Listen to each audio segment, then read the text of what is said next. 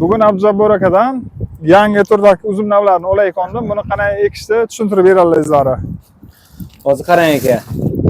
Mana shu ko'chat, mana shu yerdan payvand qilingan.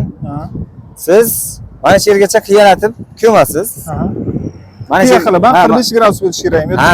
Farqi yo'q. Buni qilsangiz ham bo'ladi, lekin tokni imkon qadar qiyalatib ekish kerak. Xuddi anorda edi, pastda. Qo'yib.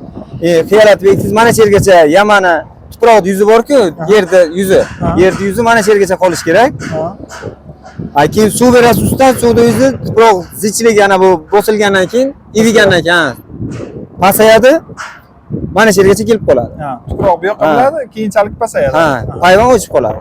1-2 oydan keyin mana bu salafandan, strechdan, payvand qilingan joydan semirishni boshlasa ikki tarafi, o'sha keyin sekin lezvacha bilan bu kesib tashlanadi. Paketcha kesiladi, mana bu bindiqlar o'sha chiqaradi. Qachonki mana bu shishni boshlasa. Bu shishsa mana bu shishmay turaveradi, chunki strech o'ralgan-ku bu. Bu semirmaydi. Lekin umuman olmasangiz bu keyin bir ingichka bo'lib bu qalin bo'lib ketadi, sinib ketadi. Buni kesib tashlayman. 1-2 oydan keyin, may iyunning oxirlariga kesib tashlaysiz. Iyun oylarining oxirlariga. Bu qanaqa sort edi? Halloween, bu Halloween ana bu yoqqa. Ana avatar. Keyin buni ekayotgan paytim super fosfat nimadir solishim kerak. Men hozir buni nima qilmoqchiman-da? Karnevillik suvga bir sutka yutib qo'ymoqchiman. Yaxshi, bo'ladi. Bo'ladi. Karnevillik suvga nima qilish kerak u uchun? Yangi ildiz mana bu bitgan-ku. Qaytadan uchlarini, ildizlarning uchini ochib chiqasiz. Nima deydi? Kesib ham 0,5 santimetr bo'lsa ham ochsangiz, keyin o'sha yerdan sirkulyatsiya eshiklarni ochgan bo'ladi-da. Sirkulyatsiya boshlanadi. Bemalol qabul qiladi. Keyin ekishga u tuproq qaysi nima qo'shish kerak? Masalan, tuproqni o'zi super fosfatni, tuproqni o'zi bilan qilinadi. Yengil tuproq bor-ku, nima deydi? Ezilgan tuproq. Biogumuz qo'shilgan. Yo'q, biogumuz shart emas. Tuproqni o'zi bilan mana shu ildiz botgun joyigacha.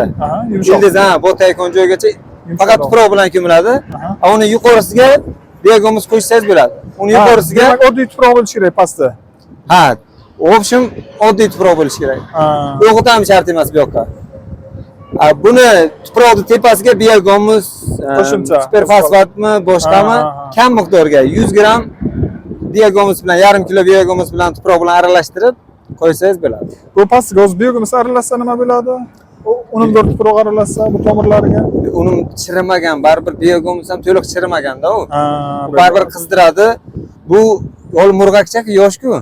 Buni kuydirib qo'yish mumkin. Bunga faqat oddiy tuproq, yengil tuproq, suv. Chaqaloqchada bu. Tushundim. Katta rahmat ana. Ana plantatsiya tashkil qilmoqchi bo'lganlar uchun Abdujabbor akam butun O'zbekiston toniy uzumchilik sohasi bo'yicha shu kishiga murojaat qilaverasizlar. Telefon nomeringizni aytib o'ring. 91lik 990 26 26. Katta rahmat aka. Uzum masalasi bo'yicha, faqat uzum temasi bo'yicha nima deydi? Ketaveramiz. Любой mavzusi, любой tema, любой payvand, nima desam, ko'chat bo'ladimi, payvand, agrotexnikasi. YouTube kanalingizga joylagansiz. YouTube kanalingizni nomi nima edi? YouTube kanalimizni 2026 dan boshlab nima deydi, faollashib boryapmiz. Shu yil obunachilarimizga va'da berdik. Uzumchilik sirlarini shu hammasini ochamiz. Bilganimizni, bilmaganimizni ustozlardan so'rab baribir ochamiz. 2026-yil uzum sirlari qolmaydi. Tushunaman. Xudo xolasa. Bu kanalimizning oti Uzumdan million. Uzumdan million. YouTube kanali. Maqsad uzumchilar million topsin degan maqsadga. Katta rahmat. Shunday.